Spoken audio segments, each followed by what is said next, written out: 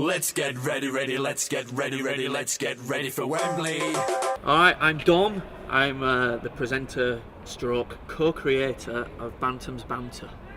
My name's Tom. I am co-creator and co-presenter of the Bantam's Banter podcast.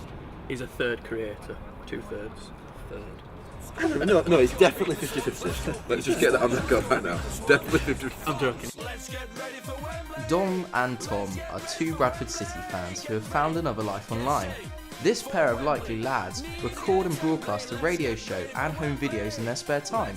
It's in their e-life that the lads really come alive. Steady for Wembley.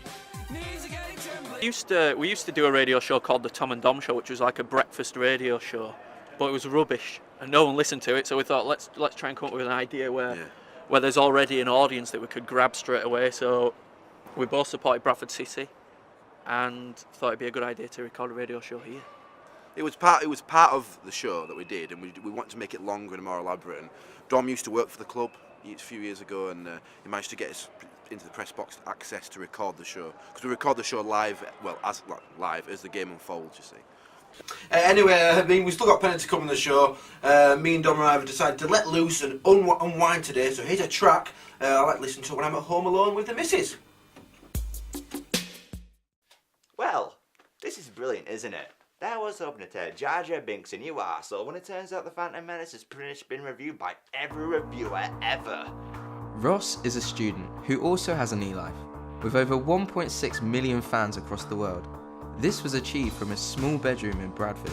I would say my career on YouTube, I mean if you can call it a career, on the site, I would say it's affected my personal life quite a bit actually.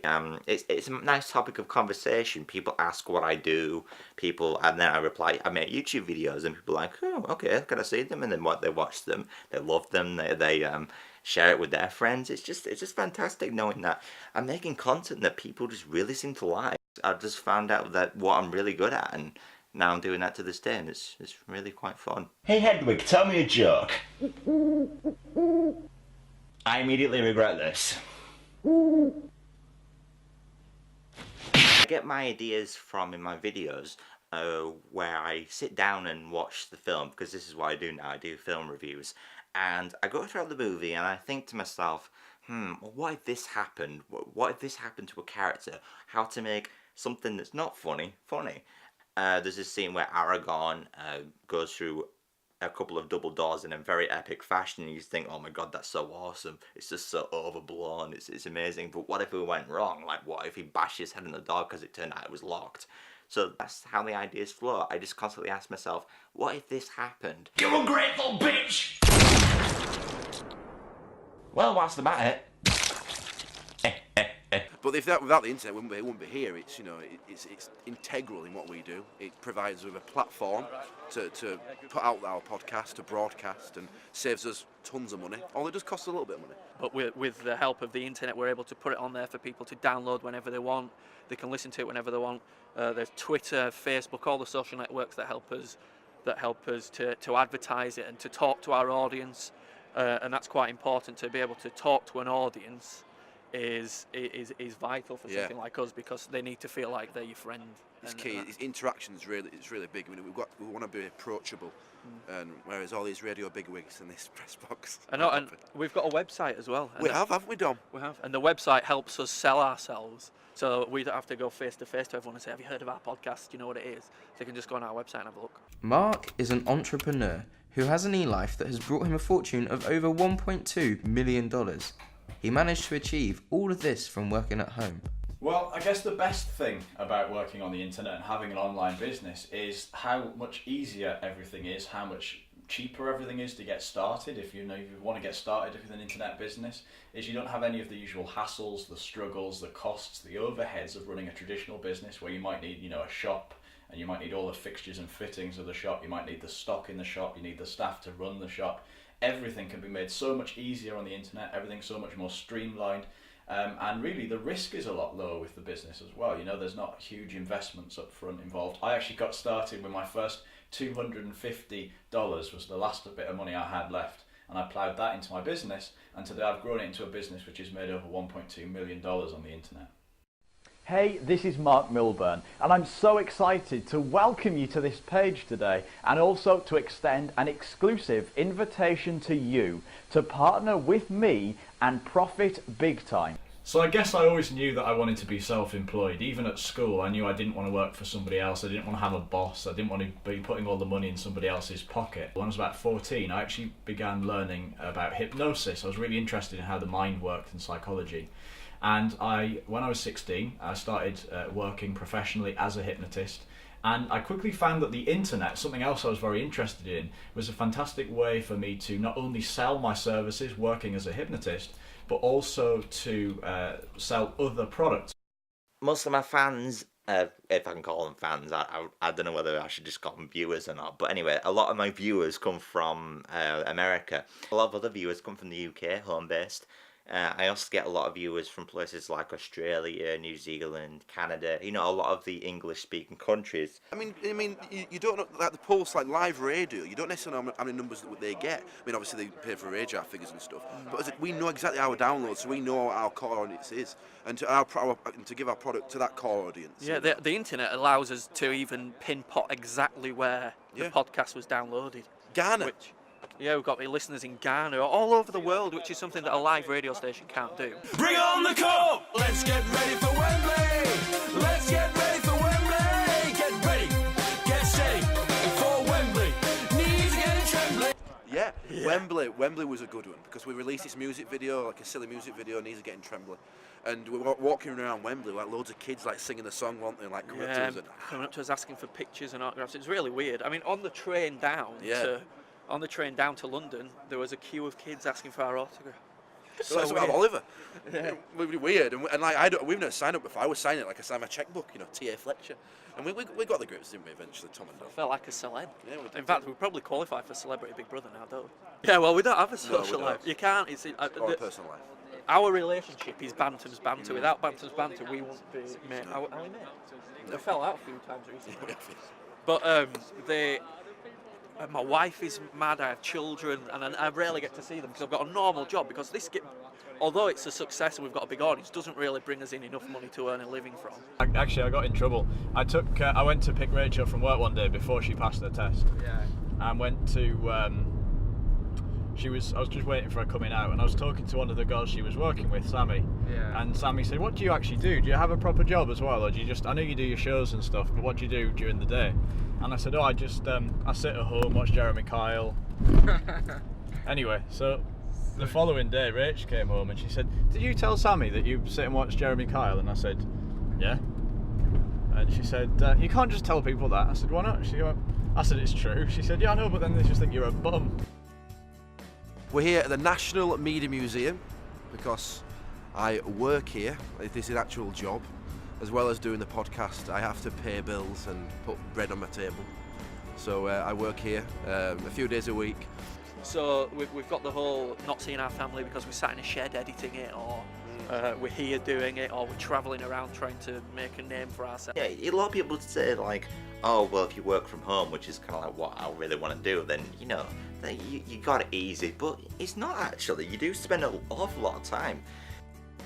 There's 3 stages of making my reviews. You've got writing, filming, and editing. Writing takes usually about a couple of weeks, maybe even more. It just depends whether I'm feeling it or not. Sometimes ideas just come to me like really quickly. Other times I'm staring at a blank page and I'm like, oh, I can't think of anything, and I just give up and I go for a walk. Next is filming, and that is the shortest process. That only takes anywhere from an hour to 2 hours, no more than that. Then I move on to editing, which takes just about 3 to 4 days, depending on how long the video is again. I usually pull a lot of content from the web and edit that together, so that can end up taking quite a while. Overall, my reviews usually take about anywhere from 2 weeks' work to a month's work.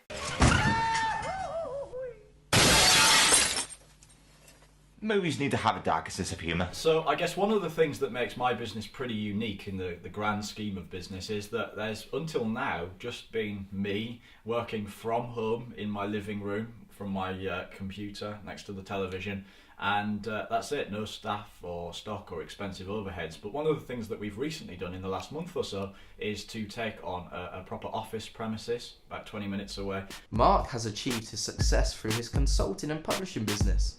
He also has a number of products, from how to hypnotise to self-help study courses. So one of the interesting things is that despite the fact I work for myself and I can kind of dictate my own hours and work when I want to, I actually probably spend more time working on the business than if I was working for somebody else in their business. And I guess, you know, I'm more passionate about what I'm doing, and I actually really enjoy what I do as well. So I only come down to the office a couple of days a week just to keep things ticking over.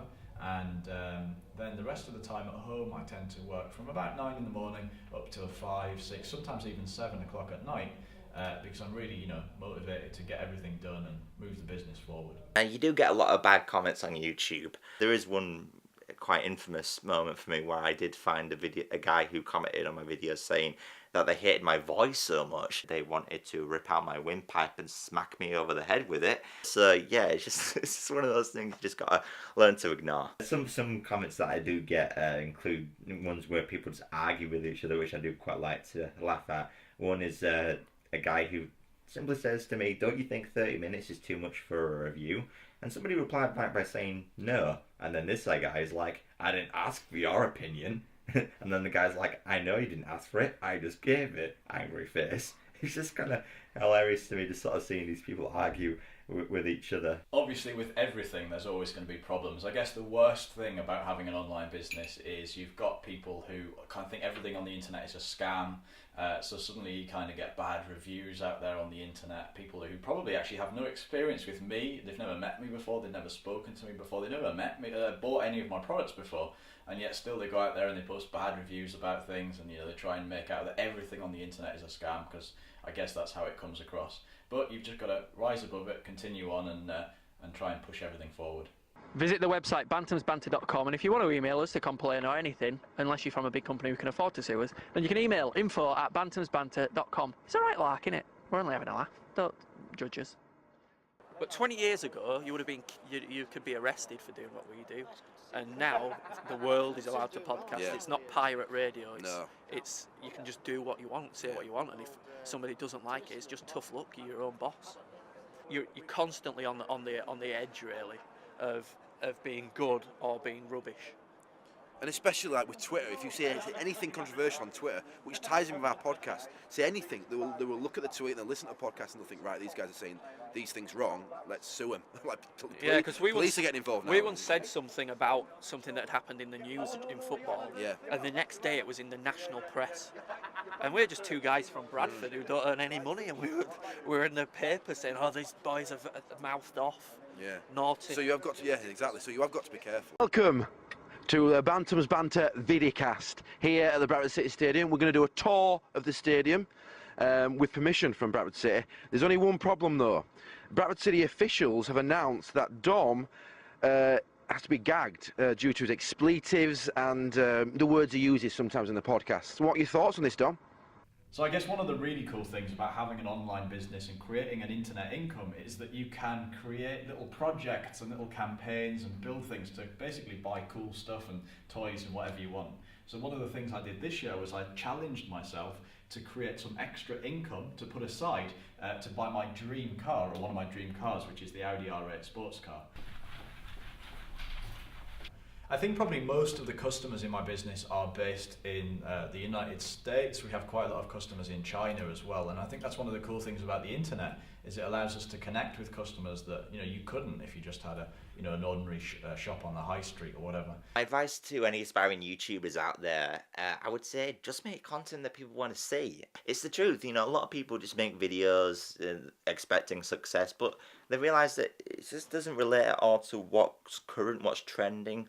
It doesn't really relate at all to what people like. People love familiarity. One example I had was which got like over 300,000 hits, this video, was a mashup of Star Wars and Star Trek. So I thought, hey, just blend those two together, make a trailer mash. And as a result, it just got crazy popular on Reddit and YouTube, and it just got really popular. And that's the key to success in YouTube. Just make content that people want to see, and make sure you stay true to the times.